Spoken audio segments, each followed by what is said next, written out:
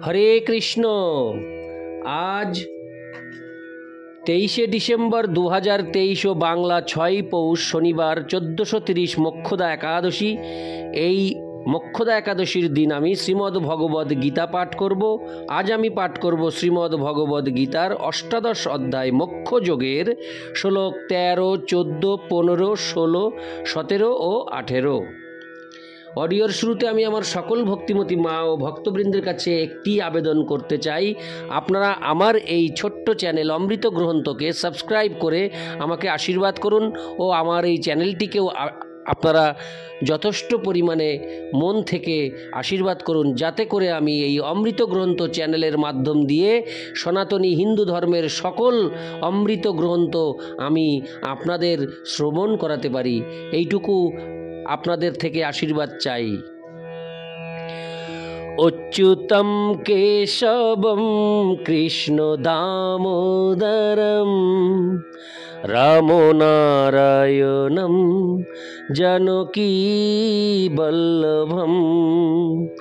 অচ্যুতম কেশবম কৃষ্ণ দামোদরম রাম নারায়ণম জানকী বল্লভম। কে বলেছে ভগবান দেখা দেয় না, ভক্ত মীরার মতো প্রাণ ভরে ডাকো না। কে বলেছে ভগবান দেখা দেয় না, ভক্ত মীরার মতো প্রাণ ভরে ডাকো না। শ্লোক 13।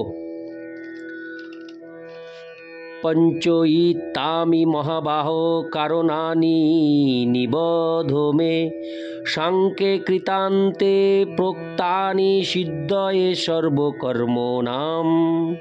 অনুবাদ: হে মহাবীর, বেদান্ত শাস্ত্রের সিদ্ধান্তে সমস্ত কর্মের সিদ্ধির উদ্দেশ্য এই 5টি কারণ নির্দিষ্ট হয়েছে, আমার থেকে তা অবগত হও।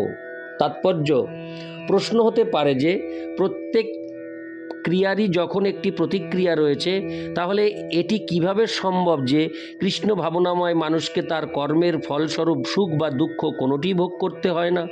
ভগবান বেদান্ত দর্শনের দৃষ্টান্ত দিয়ে এখানে বিশ্লেষণ করছেন কি করে তা সম্ভব। তিনি বলেছেন যে সমস্ত কর্মের পিছনে 5টি কারণ আছে এবং সমস্ত কর্মের সাফল্যের পিছনেও এই 5টি কারণ আছে বলে বিবেচনা করতে হবে। সাংখ্য কথাটির অর্থ জ্ঞানের বৃন্ত এবং বেদান্তকে সমস্ত আচার্যেরা জ্ঞানের চরম বৃন্ত বলে গ্রহণ করেছেন। এমনকি শঙ্করাচার্য পর্যন্ত বেদান্ত সূত্রকে এভাবেই স্বীকার করেছেন। তাই এই সমস্ত শাস্ত্রের গুরুত্ব ও প্রামাণিকতা যথাযথভাবে আলোচনা করা উচিত। সব কিছুর চূড়ান্ত নিষ্পত্তি হয় পরমাত্মার ইচ্ছা অনুসারে। সেই সম্বন্ধে ভগবদ্গীতায় বলা হয়েছে, সর্বস্ব চাহং হৃদি সন্নিবিষ্ট, সর্বস্ব চাহং হৃদি সন্নিবিষ্ট। তিনি সকলকে তার পূর্বের কর্মের কথা স্মরণ করিয়ে দিয়ে নানা রকম কর্মে নিযুক্ত করছেন। অন্তর্যামী রূপে তিনি যে নির্দেশ দেন সেই অনুসারে কৃষ্ণ ভাবনাময় কর্ম সম্পাদন করলে তা এই জন্মে বা পরজন্মে কোনো কর্মফল উৎপাদন করে না।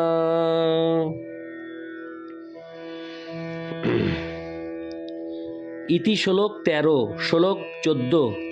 অধিষ্ঠানং তথা কর্তা করণং চ পৃথগবিধম, বিবিধাশ্চ পৃথক চেষ্টা দৈবং চৈবাত্র পঞ্চমম। অনুবাদ: অধিষ্ঠান অর্থাৎ দেহ, কর্তা নানা প্রকার করণ অর্থাৎ ইন্দ্রিয় সমূহ, বিবিধ প্রয়াস এবং দৈব অর্থাৎ পরমাত্মা, এই 5টি হচ্ছে কারণ। তাৎপর্য: অধিষ্ঠানম শব্দটির দ্বারা দেহকে বোঝানো হয়েছে। দেহের অভ্যন্তরস্থ আত্মা কর্মের ফলাদি সৃষ্টি করছেন এবং সেই কারণে তাকে বলা হয় কর্তা। আত্মাই যে জ্ঞাতা ও কর্তা সে কথা শ্রুতিশাস্ত্রে উক্ত হয়েছে। এষো হি দ্রষ্টা স্রষ্টা। বেদান্ত সূত্রের গোহত এব এবং কর্তা শাস্ত্রার্থ বক্তাক্ত শ্লোকেও তা প্রতিপন্ন করা হয়েছে। ইন্দ্রিয়গুলি কর্ম করার যন্ত্র এবং ইন্দ্রিয়গুলির সহায়তায় আত্মা বিভিন্ন কর্ম করে।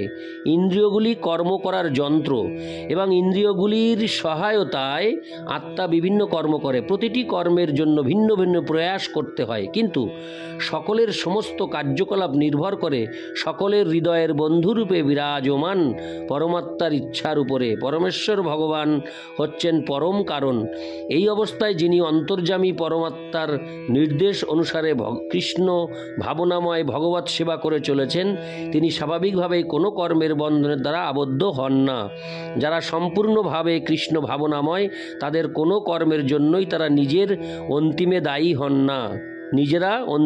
হন না। তাদের কোনো কর্মের জন্যই তারা নিজেরা অন্তিমে দায়ী হন না।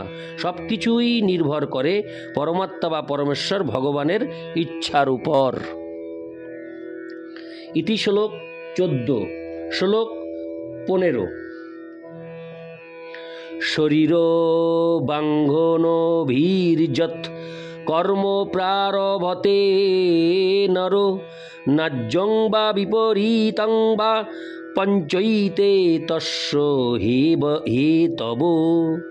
অনুবাদ: দেহ, বাক্য ও মনের দ্বারা মানুষ যে কর্ম আরম্ভ করে তা ন্যায্যই হোক অথবা অন্যায্যই হোক, ন্যায্যই হোক বা অন্যায্যই হোক, এই পাঁচটি তার কারণ। তাৎপর্য: এই শ্লোকে উল্লেখিত ন্যায্য এবং তার বিপরীত অন্যায্য শব্দ দুটি অত্যন্ত তাৎপর্যপূর্ণ। ন্যায্য কর্ম শাস্ত্রের নির্দেশ অনুসারে অনুষ্ঠিত হয় এবং অন্যায্য কর্ম শাস্ত্রবিধি লঙ্ঘন করে অনুষ্ঠিত হয়। কিন্তু যে কর্মই সম্পাদন করা হোক না কেন, তার সম্যক অনুষ্ঠানের জন্য এই পঞ্চবিধ কারণের প্রয়োজন হয়। ইতি শ্লোক 15।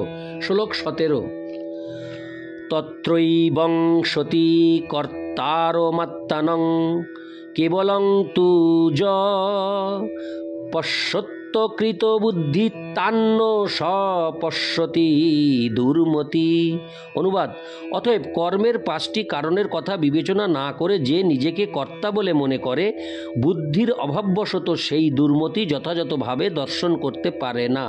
তাৎপর্য: কোনো মূর্খ লোক বুঝতে পারে না যে পরম বন্ধুরূপে পরমাত্মা তার হৃদয়ে স্থিত আছেন এবং তিনি তার সমস্ত কার্যকলাপ পরিচালনা করছেন।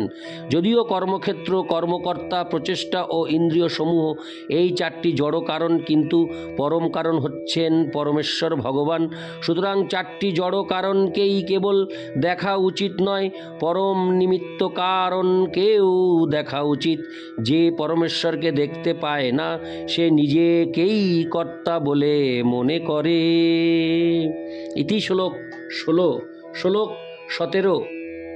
যস্য নাহং কৃত ভাবো বুদ্ধির্যস্য ন লিপ্যতে হত্যাপি স ইমাল্লোকান্ন হস্তি হন্তি ন নিবদ্ধতে। হত্যাপি স ইমাল্লোকান্ন হন্তি ন নিবদ্ধতে। অনুবাদ: যার অহংকারের ভাব নেই এবং যার বুদ্ধি কর্মফলে লিপ্ত হয় না, তিনি এই সমস্ত প্রাণীকে হত্যা করা সত্ত্বেও প্রকৃতপক্ষে হত্যা করেন না এবং হত্যার কর্মফলে আবদ্ধ হন না। তাৎপর্য: এই শ্লোকে ভগবান অর্জুনকে বলছেন যে যুদ্ধ না করার বাসনার উদয় হচ্ছে অহংকার থেকে। অর্জুন নিজেকেই কর্তা বলে মনে করেছিলেন, কিন্তু তিনি অন্তরে ও বাহিরে পরম অনুমোদনের কথা বিবেচনা করেননি। কেউ যদি পরম অনুমোদন সম্বন্ধে অবগত হতে না পারেন, তাহলে তিনি কেন কর্ম করবেন? কিন্তু যিনি কর্মের উপকরণ আদি সম্বন্ধে কর্মের সম্পাদনকারী রূপে নিজেকে এবং পরম অনুমোদনকারী রূপে ভগবানকে জানেন, তিনি সব কিছু সুচারুভাবে করতে পারেন। এই ধরনের মানুষ কখনোই মোহাচ্ছন্ন হন না। ব্যক্তিগত কার্যকলাপ এবং তার দায়িত্বের উদয় হয় অহংকার এবং নাস্তিকতা থেকে অথবা কৃষ্ণ ভাবনার অভাব থেকে। যিনি পরমাত্মা বা পরমেশ্বর ভগবানের পরিচালনায় কৃষ্ণ ভাবনাময় কর্ম কর্ম করে চলেছেন, তিনি হত্যা করলেও তা হত্যা নয়, বা তিনি কখনোই সেই হত্যার জন্য ফলভোগ করেন না। কোনো সৈনিক যখন তার সেনাপতির আদেশ অনুসারে শত্রু সৈন্যকে হত্যা করে তখন তাকে বিচারের কাঠগড়ায় দাঁড়াতে হয় না, কিন্তু কোনো সৈনিক যদি তার নিজের ইচ্ছায় কাউকে হত্যা করে তাহলে অবশ্যই বিচারালয়ে তার বিচার হয়ে থাকে। ইতি শ্লোক 17।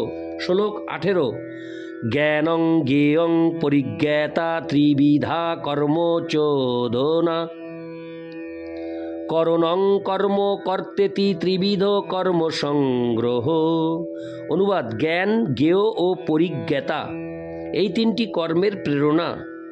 করণ, কর্ম ও কর্তা এই তিনটি কর্মের আশ্রয়। তাৎপর্য: জ্ঞান, জ্ঞেয় ও জ্ঞাতা এই তিনের অনুপ্রেরণায় আমাদের সমস্ত দৈনন্দিন কাজকর্ম সাধিত হয়।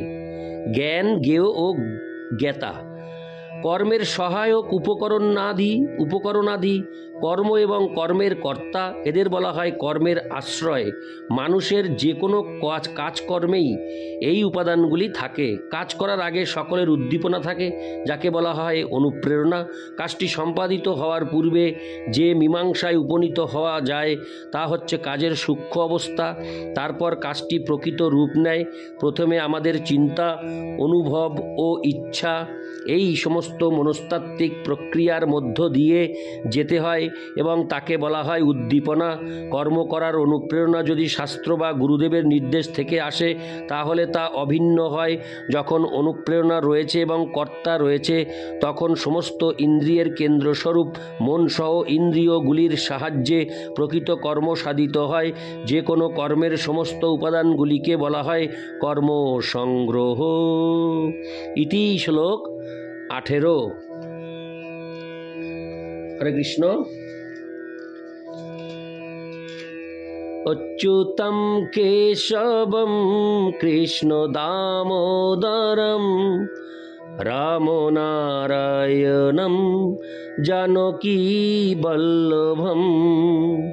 অচ্যুতম কেশবম কৃষ্ণ দামোদরম রাম নারায়ণম জানকী বল্লভম। হরে কৃষ্ণ।